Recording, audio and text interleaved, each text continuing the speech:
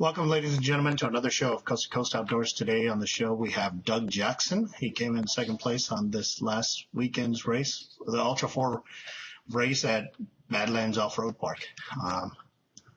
We have him on to tell him, or he's going to tell us a little bit about himself and tell us about how the race went over the weekend and then, what kind of car he has. So, Doug, would you introduce yourself, some social media links, and then we'll get right into it. Hi, I'm Doug Jackson. I race the number 61 JDS motorsports car. It's built by Tribe Customs in Fort Worth. We're sponsored by Texas Custom Trailers in Decatur, Texas. Our Facebook page is JDS Motorsports. You can find us on Instagram at Doug Jackson61. Okay. For those of you listening on iTunes, I'm going to have all that information. Just click on the picture and you'll be able to get all the links, the social media links for Doug Jackson and his team. If you're watching us on YouTube, it'll just be at the bottom of the link description along with all our social media links. So tell us a little bit about yourself and who you are.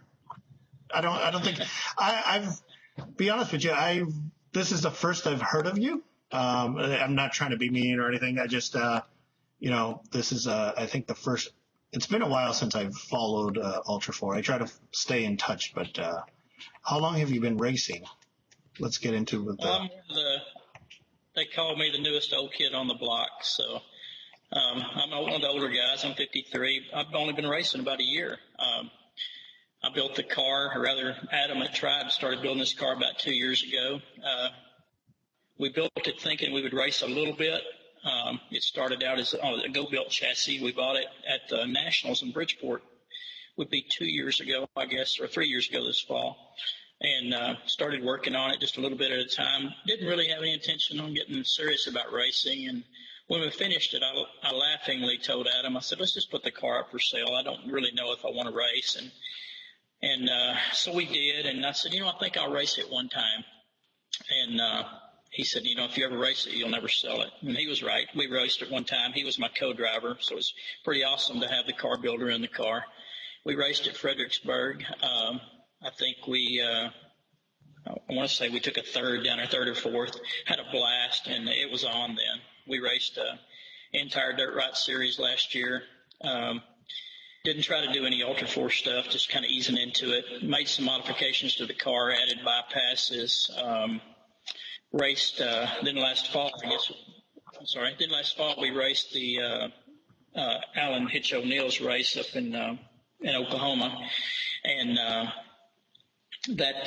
we blew an engine up, so we decided then we might as well get serious. So we put a big engine in the car and started running for it. We did go to one. I was wrong. We did go to one Ultra 4 race last year. That was Kentucky, and at that race we qualified for the Hammers.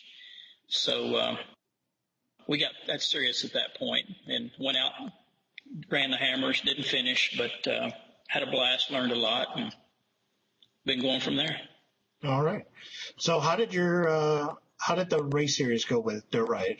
You talked about Fredericksburg being your first race. So how did the progression go from Fredericksburg to your second and third race? How did the race season, what did you like and dislike about the car and the changes you made? Well, we started Fredericksburg. The car was very basic. Adam was co-driving, like I said, and we didn't have any bypasses on the front of the car. Had no shock tuning. The car literally just beat us to death. We decided at that point to go ahead and order bypasses, and the car really wasn't set up to accept them. Adam had to do a lot of work to the car to get that done. At that point, I guess our next race, trying to think where we even went from there. We raced that entire Dirt Right Series, though. We did have a Dirt Right Series race up in Oklahoma at Copper Mines. Then we went back to Copper Mines for Alan O'Neill's race he had up there, Buzz to the Red Dog. And in the meantime, I guess it was in July, we raced the Kentucky Ultra 4 race. Didn't do very well there. We only placed 13th, but it did get us a qualifying spot for the Hammers. I guess the longest, probably we learned the most at a desert race out in West Texas called the Race to Midnight. It was a 180-mile race, and that really kind of put the car through its paces and got us used to being in the car at extended time. We were in there for about 7 hours, so that was a good experience for me, getting ready for hammers, not knowing, how my body and how the car was going to hold that kind of time. But the car did wonderful there. We ended up winning that race, and that was our it was a small class, but it was a win for us and kind of set the stage for everything else. And we did pretty well the rest of the year. Oh, okay. Seconds and thirds after the race. Nice. You're not the oldest guy. I think Bill Baird's got he's 65. He's the oldest guy there. But you're a close second. He is definitely the oldest guy. I'm the oldest new guy. Me and Jason Shipman, I've got to know Jason really well. And we kid about our age and have a blast doing it. But me and Shipman, Bill, and I guess Shannon not too far behind us. So there's a few of us out there that are actually fun with that. We kid the young guys about it. Yeah, sounds good. So what did get you into the racing? What got you into this whole racing phenomenon? I honestly don't have a really good answer other than I was rock crawling. Adam at Tribe built my rock crawler about 7 years ago, I guess, and I had been doing that a couple years before that. Built a really, really nice car, or a Jeep, rather. And I don't know, it started progressing. We started going to some races. I guess I really got hooked going to Bridgeport and watching the Dirt Ride Nationals, which is right in my backyard, literally about 15 minutes from here. And got to know some of the guys and kind of started getting the bug. And then wasn't shortly after that I went to my first King of the Hammers, and it was kind of all downhill from there. I had to get into that. I've always been an adrenaline junkie. I'm a pilot. I scuba dive. So just about anything that can get your blood flowing, I guess I've tried it. And so it was just natural to do this. Natural progression. So, okay. So tell us a little bit about, I know we talked a little bit about your bypasses about the car, but tell us a little bit more about the car. We know it's an Ibex, Tribe built it. What do you have? What kind of the specs are that you have in the car? What tires and sponsors you have? Sure. The car started out as an Ibex. We started making some changes immediately, and then for the people that have followed us, they know that in the last 2 months, the car, not much Ibex left now. Unfortunately, or fortunately for us, we made some changes that worked well. We loved the Ibex chassis, but it didn't have very good visibility. Drew at Ibex told me flat out when he designed this car, it was never designed to be a race car. And we loved the car, we loved the look, but it wasn't functional from a race car standpoint, and it had not very good visibility over the front end, especially for a shorter guy like me.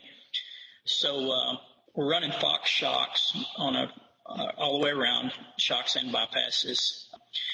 We're running a 6-liter 408 stroker engine.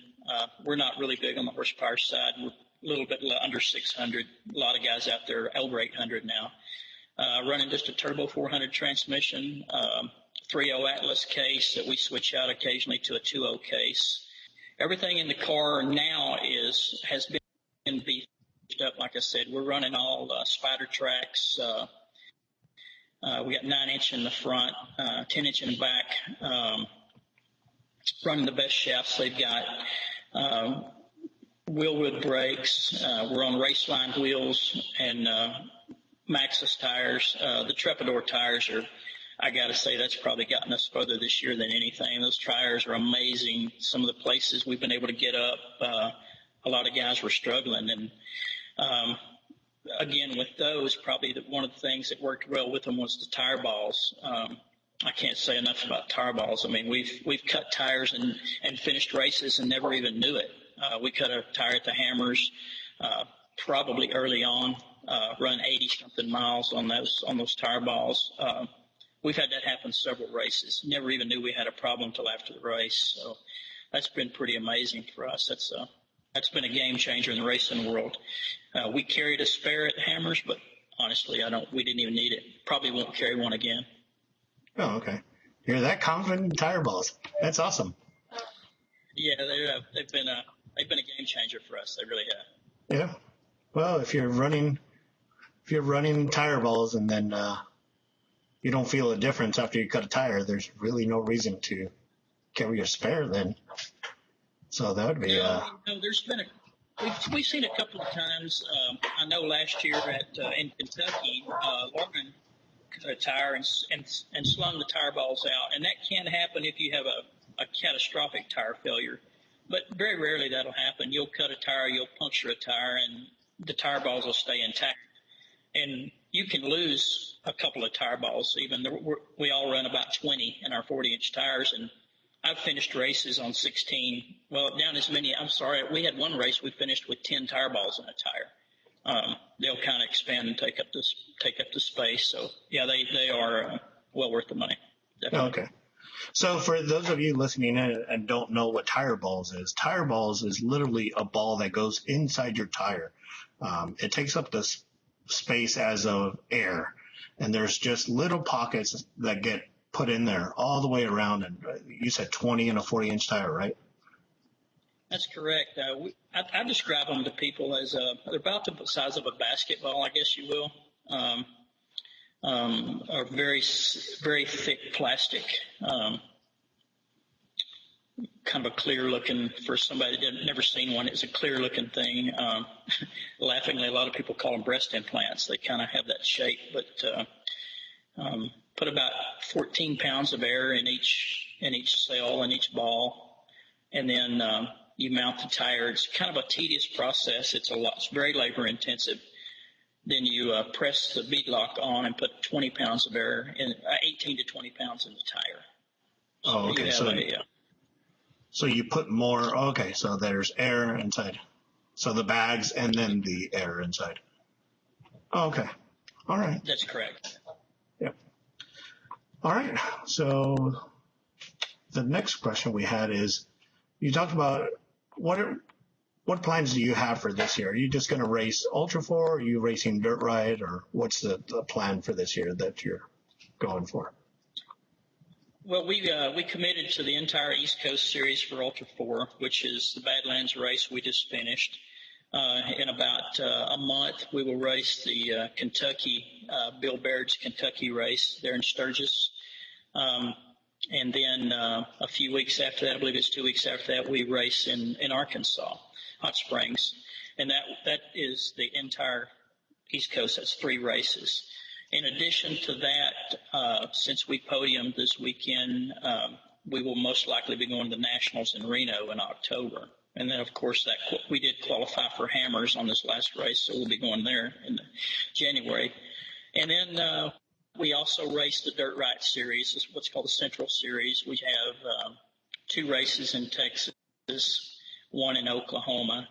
And then I've raced part of the I believe they call it North Central Series, which was in Wisconsin, Crandon, Wisconsin, about 3 weeks ago. So we have a pretty busy schedule. That'll put us at about 8 races this year. Okay. We may pick up a couple of smaller races in addition to that. But how did you do at Crandon? That was with Dirt Ride, right? That was Dirt Ride race. They call that the Big House. We took a second there behind Jason Shipman. That was for a guy in our world, in our sport, racing Crandon is kind of the equivalent of racing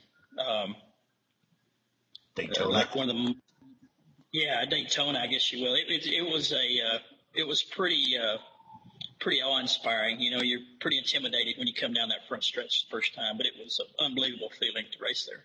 So now that you brought that up, let's talk a little bit about that, because I really want to know more about, and I think it'd be an interesting conversation, because that is completely different than like a desert race or Ultra 4 race. That is.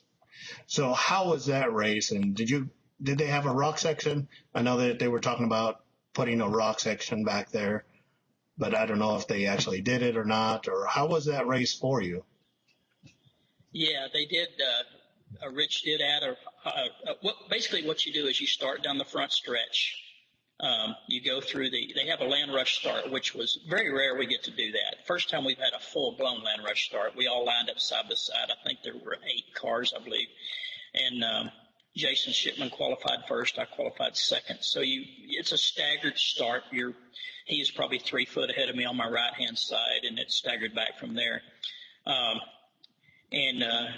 Land rush to the first turn, and you run through the entire short course with the exception of one little short section. Then you exit off and go down through the woods, have a very tight woods section, lots of hairpin turns, single track racing through the woods. Had one section with some really, really deep mud holes in it that were just bone jarring, full G-outs. Probably as hard a hit as I've ever taken in a car, and it was in the mud. It was a real shock for us to hit that. Then you come out of there and get up on a little short dirt road section for about 200 yards, and then you're in the rocks. And it's a man-made rock section with some concrete blocks mixed in with it, some big boulders. You drop off a pretty big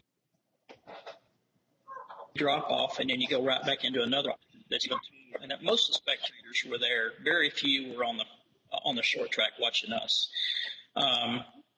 You zigzag around through some sand dunes and back up into the short track again. So racing that short track for us, even though we have more and more races going to that was the first time I had ever raced on, I guess what you'd call a professional short track. Big, long tabletop jumps and big, wide sweeping turns. The track was really, really wet during practice, so you could drift the turns. And by the time we raced, not so much. And love Maxxis tires, but they do not drift very well. So we were catching edges and bicycled the car a couple of times. So that's a learning experience, trying to race Maxxis Trepadors on a dirt track. We'll have that same problem at Kentucky. So. Okay. But it was a very, very good experience. Well, congratulations on the second place. That brings us to this weekend's race with Ultra 4 at Badlands. Badlands is notorious for having lots of mud out there. I was out there last year, and it just rained on everybody. And then right before the race, the sun comes out and perfect racing weather, but there's a lot of mud. How was your race experience this year? I wasn't out there, so tell me how it went and how'd you do? Well, it was exactly the same thing happened. It rained, I don't know, a couple of inches probably the night before the race, I believe it was, or the day before. Prior to that, they had major flooding up there. The rivers were all running over. We got there to practice, and I was told it wasn't as bad of mud this year. It was more water.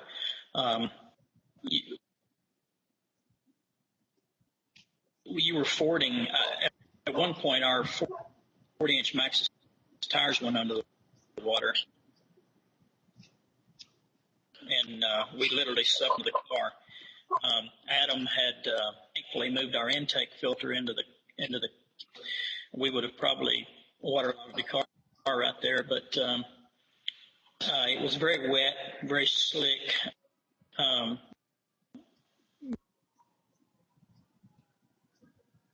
I wore a slicker suit, stole that idea from Jason Shipman. I wore a slicker suit over my fire suit, keep you from just getting completely miserable. We had GoPro cameras in the car. It lasted about 3/4 lap, and it was completely mudded over. Dimensional side of the course wasn't we were flying through the rocks. We had really, really good luck with the rocks. And then we got a man-made rock section in the quarry, and it was just insane. There was huge boulders. They were slick, covered second lap. And then at the end of the boulders, we got to thank Mr. J.T. Taylor for this. We're giving him a hard time. He put 3 huge logs, or rather, I guess they were total, 2 crossways and then 1 on a 45 to get through those things. And it was, there was no line that would work twice. One time you would get up there, you'd bounce through it and face the wrong direction, had to back around and get turned around. Nasty. They had a little whoop section just past that, they call it, and turned into a 5-foot deep just one and climb out. So, section of the track there was composed like 300 yards, was really slick, really muddy. The rest of the course, well, I didn't think it was too bad. We had many dirt ride races that were worse as far as the mud goes. Okay. So you came in second for that race, right? That's correct. We had a great race. Had my co-driver, Keenan Leatherwood, a good friend of mine who Adam shares built for right now. And he stepped up and wanted to co-drive. Never been in a race car before in his life. And so he's learning on the fly, literally. It was being thrown out of the fire and out of the fire pan and into the fire. He got to learn the GPS, the harnesses, the window nets, and on top of all that, soaking wet and trying to keep our lenses on our helmets where we could see. So he did a great job. I was very proud of him. But the race went great. We got through the rock sections with no problems.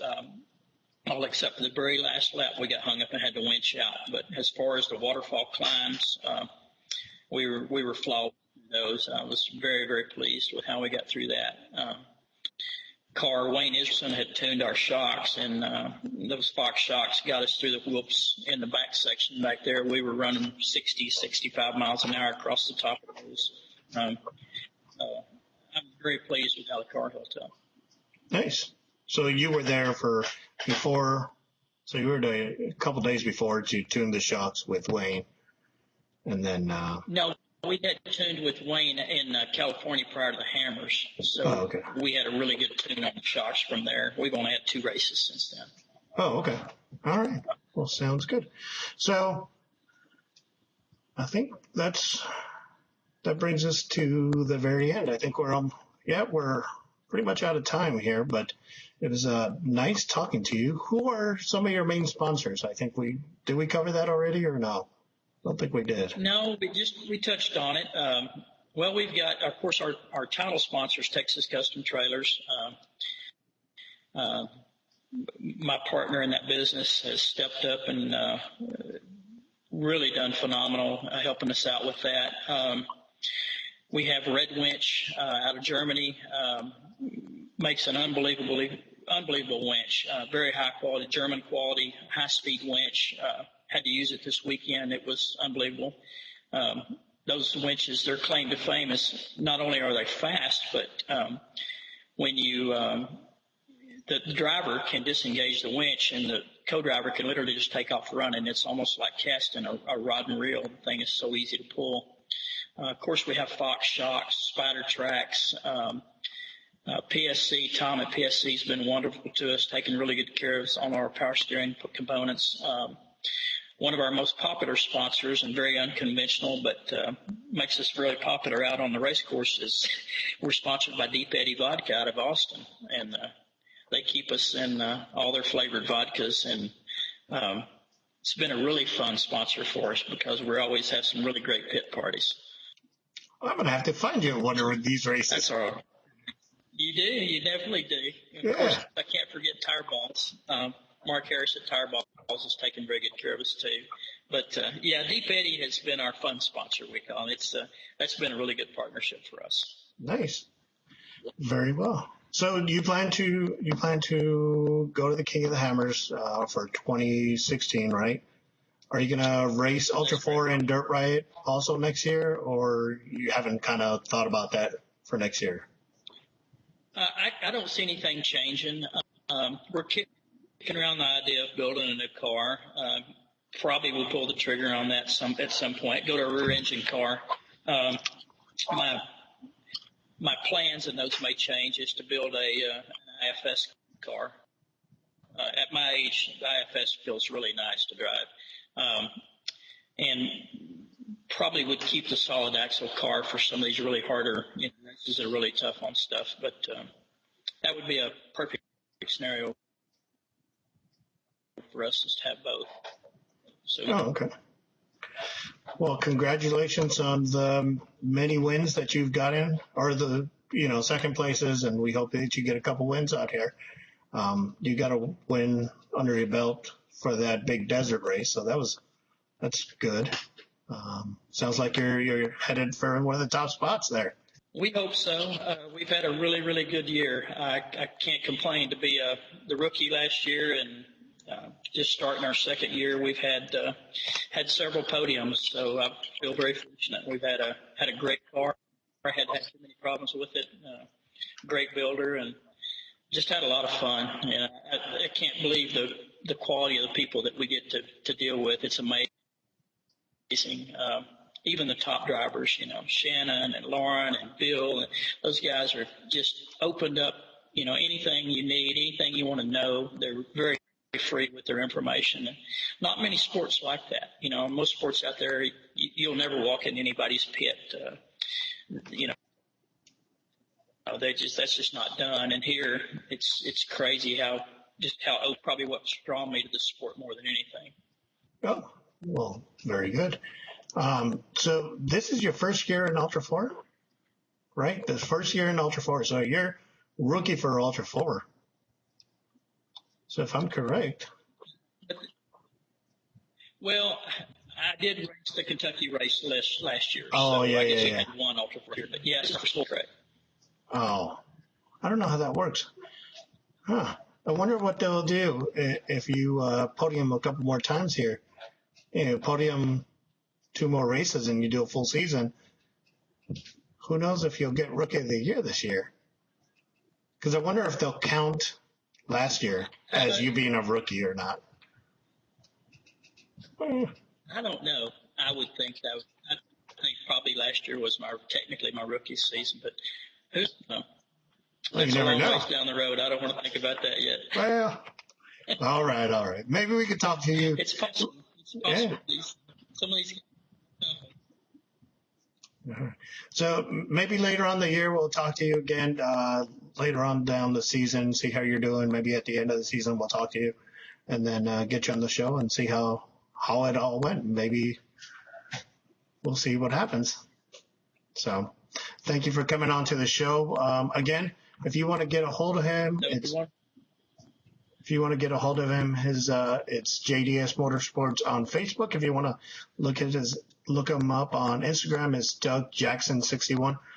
Click on the picture if you're on iTunes. If you're on YouTube, it's all linked at the bottom. So thank you for coming on to the show. Thank you for being a guest on us.